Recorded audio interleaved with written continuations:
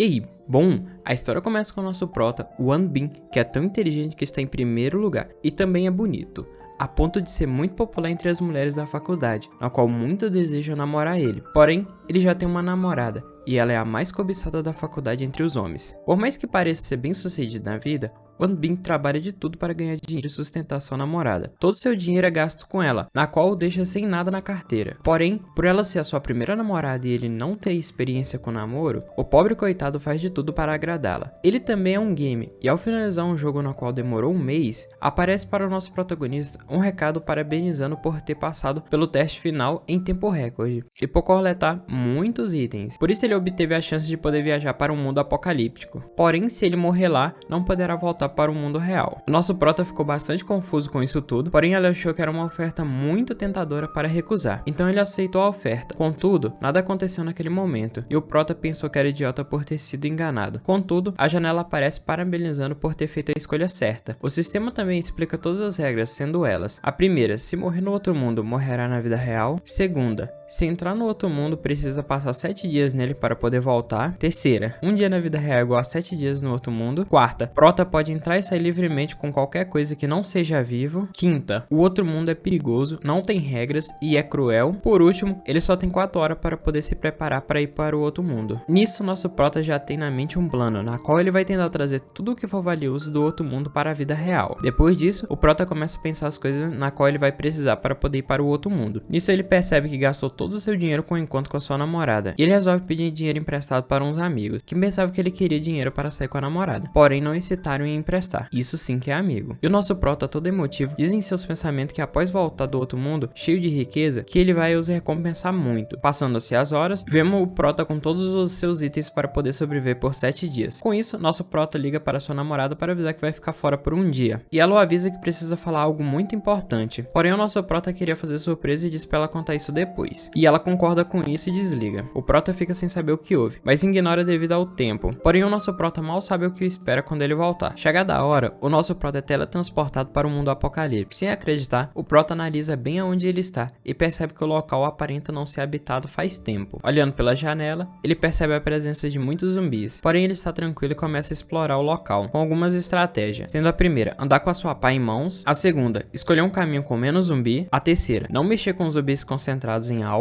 A quarta, evitar lutas desnecessárias. E por último, a quinta, usar o som a seu favor para chamar a atenção do zumbi. O prota acha que isso é tudo fácil demais e tem a impressão de que está sendo perseguido, e lembra do aviso da janela, de que nesse mundo as pessoas são mais assustadoras do que os zumbis. Nosso prota começa a se esconder, pois sabe que se morrer aqui, morrerá na vida real, e começa a se preparar para o que esteja o seguindo. Nosso prota, achando que estava em total vantagem, e acha estranho ninguém ter vindo para cima dele, mal se dá conta de que está no local errado, e rapidamente uma mulher coloca uma lâmina na frente de seu rosto, e o manda dar toda a sua comida e água, senão ele iria de arraça para cima. O prota tenta meter o migué dizendo que não tem nada, mas a mulher não acredita nele, pois como não teria comida e água com aquela mochila enorme, e ela dá 3 segundos para ele passar tudo que ele tem, ou senão vai de arrasta para cima. Prota pensa que deveria ter escondido a mochila antes de explorar. O tempo acaba e o prota dá uma pasada e a mulher dá uma cambalhota para trás. O prota vai com tudo para atacar e só toma um chute para ficar esperto, que o joga longe. Ele percebe que ela é muito forte. Ela rapidamente fala para ele não se mover, ou já sabe o que acontece. Nisso, o prota diz que tem suprimento bastante para os dois e que ambos podiam cooperar. Essa informação faz ela parar completamente e começa a babar só em escutar o nome das comidas. O prota percebe isso e vê uma chance, enquanto a moça pede a mochila com as carnes. Rapidamente, o prota dá um choque nela, que faz ela largar a faca imediatamente, e diz que ela não pode o ameaçar e roubar. Porém, mesmo depois de tudo, o prota deixa comida e água em troca da adaga da mulher, que ficou no chão após o choque. A moça, que já estava sem comida para essa noite, nota que a água e a carne é de boa qualidade e não está vencida. O prota sai de lá rapidamente e vai em busca de um local seguro para se esconder, enquanto murmura que as pessoas são mais perigosas do que o zumbi, bem que ele foi avisado. Enquanto isso, o prota mal se toca que estava indo direto na direção de 2 homens que já mandam ele passar tudo que ele tem, senão o Vasco vai ganhar mais um. O prota, quando menos espera, quase toma uma paulada na cara, mas devido aos seus reflexos rápidos, defende e percebe que ao todo são 3 caras, na qual eles ficariam espertos e não daria para usar arma de choque no momento. Os caras veem que a mochila do prota é grande e já acham que ele tem muita comida, enquanto outro cara fala que mesmo que se ele não tiver, o prota vira churrasco. O prota rapidamente saca a adaga e desfere um corte em um deles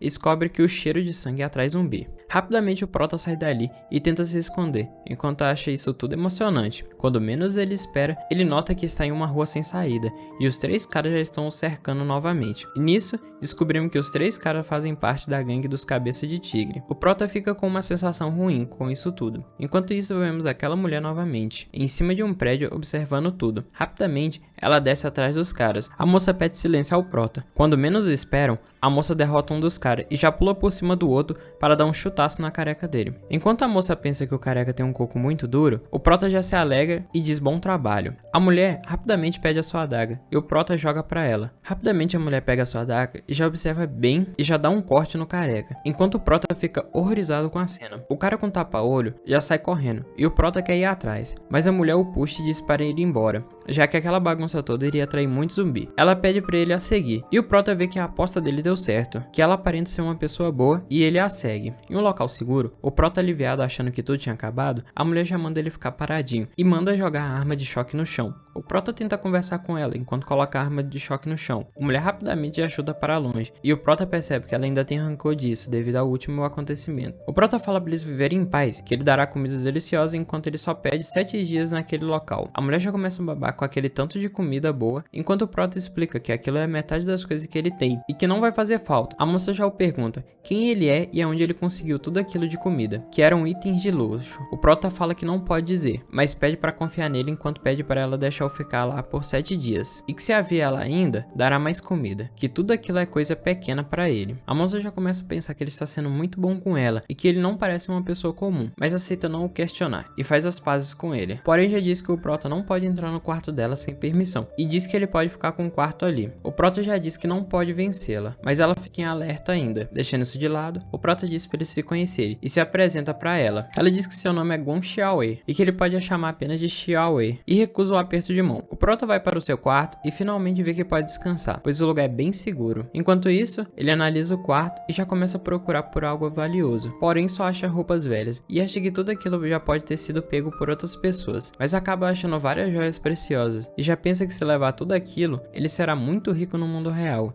e já começa a pensar que após voltar, ele irá para o auge da sua vida e irá pedir a sua namorada em casamento assim que voltar. Porém, ele decide perguntar primeiro a Xiaowei se ele podia ficar com todas aquelas joias. Todo empolgado, ele entra no quarto dela e lembra que não podia entrar lá sem autorização. Seu nariz começa a sangrar por ele ter entrado na hora que ela está se trocando. Ela pergunta qual foi o problema, porém o prota não consegue dizer nada após a ver sem roupa. Ele rapidamente pede desculpa e sai do quarto. A mulher já pensa que ele quer toda a comida que ele a deu. Ela pergunta novamente qual é o problema e ele pensa que deve ter cuidado ao entrar assim em um quarto de garota, mas ele a responde perguntando se ela não vende as joias do quarto. Ela diz que ele pode ficar com todas, pois ninguém usa mais aquilo. Ele fica chocado e a questiona de ninguém querer. Ela explica que eles estão em uma área nobre e está cheia de joias por aí, e que também ninguém as usa mais, já que não dá pra comer e nem transformá-las, e que era complicado de se usar no corpo também. O prota já se enche de lágrimas de felicidade e a garota diz que após comer, o mostrará os locais. O prota agradece e a mulher diz que não se importa se o prota dá mais um pote de batatas fritas para ela. Depois de comer, a mulher o leva, e o prota já fica todo animado com a fortuna que iria fazer ao vender tudo aquilo, e se questiona quanto tempo levaria para obter tudo aquilo em dinheiro em seu mundo. O prota pergunta se ela realmente não quer aquilo. Ela diz que tem um cofre por ali. Eles vão nele e o prota fica tentando abrir o cofre. Enquanto o prota fica tentando várias senhas, a mulher vai procurar para ver se acha mais alguma coisa por ali. Depois de um tempo, o prota finalmente consegue abrir o cofre e vê o tanto de dinheiro, barra de ouro e joias preciosas que tem ali. Porém, o dinheiro não serviria para ele, já que não serve no mundo real. Ele já se arruma para levar todas aquelas joias e a barra de ouro. Após retornarem para o esconderijo, o prota explica para Xiaowei que essas joias e o ouro servem para ele trocar por comidas. Ao escutar isso, Xiaowei já começa a babar e diz que se ela ajudar o prota a conseguir mais, se ele a daria mais comida. O prota se questiona se a próxima vez que ele vier, se ele vai conseguir encontrar ela de novo, e já pergunta nos pensamentos se o sistema o escuta. O sistema responde que sim, e ele pergunta se quando ele voltar, vai voltar para o mesmo local, e o sistema responde que ele vai retornar a 100 metros da distância do último lugar que ele esteve. E ele agradece e já diz para Xiaowei que se ela o ajudar a achar mais joias, ele irá trazer todo tipo de comida que ela quiser. Ela rapidamente diz que é um acordo e que ele não pode quebrar a promessa. Ela diz isso tudo enquanto baba, enquanto pensa em toda a comida que ela terá. Prota se sente mal devido à troca parecer muito injusta para Xiaowei, porém Xiaowei diz que toda a comida da cidade já foi comida e só sobrou os ratos. E diz que a comida do Prota é coisa de luxo por ali, a ponto de pessoas ficarem loucas por isso. O Prota questiona o porquê de não fazer implantação e construir um local seguro. Ela explica que até tem, mas são pessoas seletas que podem ir para lá. O governo alcançou a autossuficiência ao mesmo tempo que estudava um vírus, mas mesmo com tudo isso, a comida é escassa nesses locais, e ela questiona no que ele trabalha e se realmente dá para trocar joias por comida. Ele diz que é empresário de longe, que coleta joias e ouros para vender para a alta classe, que está viva ainda. Em seus pensamentos, ele espera que ela não o questione novamente. Dito isso, Xiaowei diz para ele não sair para coletar sozinho, que ela o levará de manhã, pois a noite é perigoso, e ela espalhou várias armadilhas por aí. Assim que ela acaba de falar, algo cai na armadilha dela, e ao olhar, percebe que são a gangue Cabeça de Tigre, na qual eles dizem que se tem armadilha é porque tem pessoas por perto. Errado eles não estão. Proto já pergunta se são as mesmas pessoas daquela gangue que atacaram mais cedo, e diz que ter deixado o cara de tapa-olho fugir trouxe grandes problemas para eles. Xiaowei diz para eles pegarem suas coisas para eles saírem dali. Enquanto isso, o tapa-olho diz que já viu aquela garota por essas regiões. Um deles já manda encontrar e trazer ela viva. O Proto já pergunta o que eles iriam fazer, e ela o leva para outro local seguro. Chegando no outro lugar, o Proto reclama do barulho do zumbi, e a Xiaowei já diz para ele que se eles não fizerem barulho, os zumbis não vão até eles. O Proto resolve jogar no seu celular, para não ter que escutar os barulhos do zumbi. Xiaowei, ao ver que o Proto tá com o celular, já pergunta se tem bateria e se tem música, para ela ouvir. O Proto já diz que sim, e pergunta se ela quer ouvir. Ela pergunta se realmente pode, e o Proto dá um lado do seu fone, e percebe o quanto ela mudou comparado às lutas passadas. Ambos escutam música junto. Xiaowei começa a chorar, e começa a relembrar como era sua vida antes. Após isso, ela diz para ele guardar o celular, pois consome muita bateria e que é melhor economizar. O Proto já pergunta por que está chorando, e se ela lembrou do passado. Ela responde que faz tempo que não ouve música, e que essa música a faz lembrar dos seus pais. O Proto já pensa o tanto que ela já deve ter sofrido nesses anos. O Proto já coloca o fone no ouvido dela e falam para ele terminar aquela música junto, e que na próxima traria um celular para ela com bateria portátil. Ela o agradece com um imenso sorriso no rosto, e o Proto se apaixona rapidamente, mas ele lembra que já tem uma namorada, e diz para eles escutarem a música ali. Eles dormem ali, enquanto escutam a música, até o sol nascer.